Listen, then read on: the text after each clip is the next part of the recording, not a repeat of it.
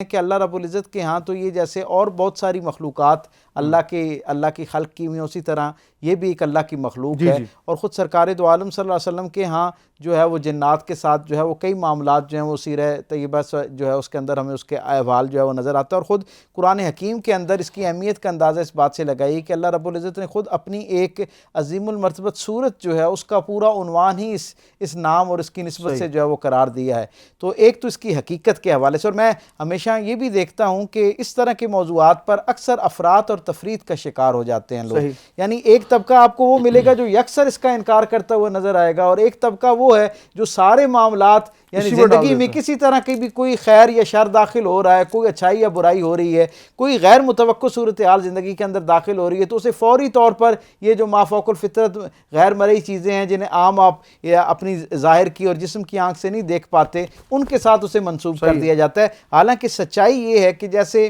دین رحمت باقی سارے معاملات میں اعتدال کی تعلیم دیتا ہے،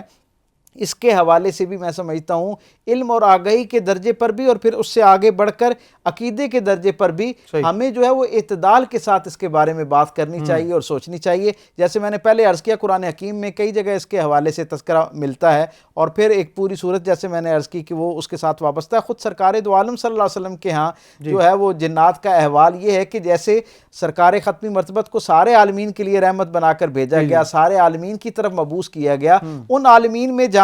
انسان آپ کا اول سامع ہے، یعنی انسانیت جو ہے وہ آپ کے اولین سامعین میں شامل ہے، انسانوں کے بعد آپ صلی اللہ علیہ وسلم کا پیغام اور آپ کا کلام اس کا جو سب سے یعنی بڑا طبقہ سامع ہے وہ جنات کا طبقہ ہی ہے۔